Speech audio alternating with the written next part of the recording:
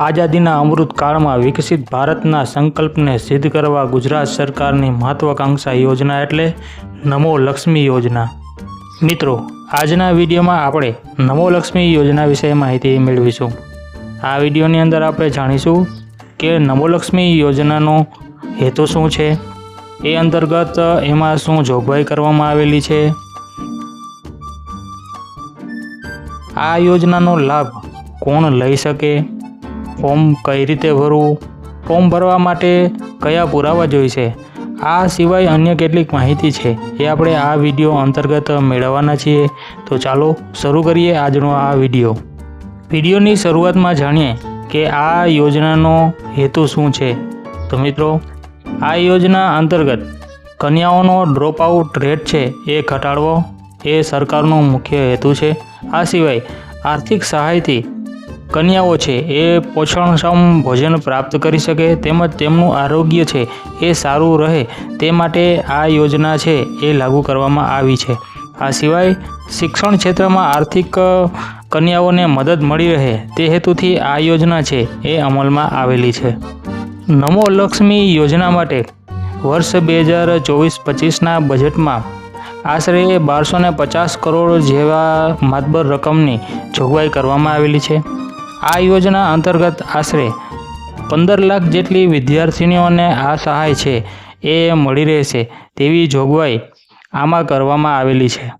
નમો લક્ષ્મી યોજના અંતર્ગત મળવાપાત્ર સહાયની જો વાત કરીએ તો માધ્યમિક શિક્ષણની અંદર અભ્યાસ કરતી વિદ્યાર્થીનીઓને ધોરણ 9ની અંદર વાર્ષિક રૂપિયા 10,000ની સહાય ચૂકવવામાં આવશે, તેમજ ધોરણ 10ની અંદર અભ્યાસ કરતી વિદ્યાર્થીનીને વાર્ષિક રૂપિયા 10,000ની સહાય છે એ ચૂકવવામાં આવશે।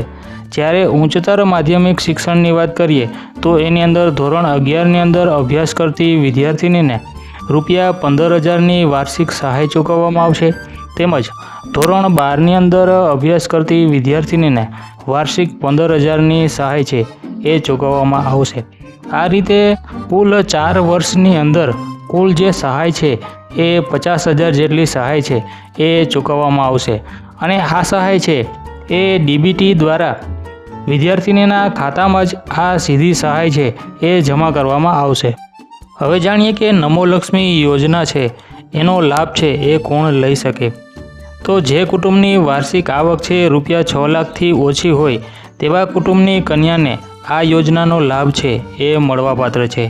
તેમજ શિક્ષણની વાત કરીએ તો સરકારી શાળા છે, અનુદાનિત શાળા છે, તેમજ ખાનગી શાળાની અંદર અભ્યાસ કરતી વિદ્યાર્થીનીઓને પણ આ સહાયનો લાભ મળવાપાત્ર છે। આની અંદર માધ્યમિક અને ઉચ્ચતર માધ્યમિક શિક્ષણનો સમાવેશ છે એ આ યોજના અંતર્ગત કરી લેવામાં આવ્યો છે। નમો લક્ષ્મી યોજનાનું ફોર્મ છે એ કઈ રીતે ભરવું?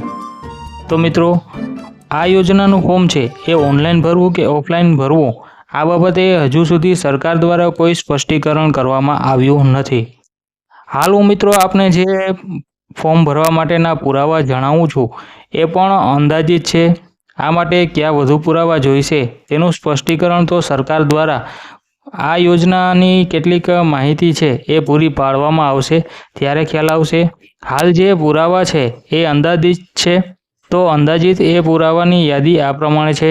તો આ પુરાવાની અંદર કન્યાનું આધાર કાર્ડ જોઈશે, કન્યાના રહેઠાણના પુરાવા જોઈશે જેની અંદર રેશન કાર્ડ છે, લાઇટ બિલ છે, આ પ્રકારના રહેઠાણના પુરાવા જોઈશે, જાતિનું પ્રમાણપત્ર કદાચ જોઈ શકે, તેમજ કન્યાની બેંકની પાસબુક અને તેના શૈક્ષણિક પ્રમાણપત્રો છે એ આપવાના રહેશે।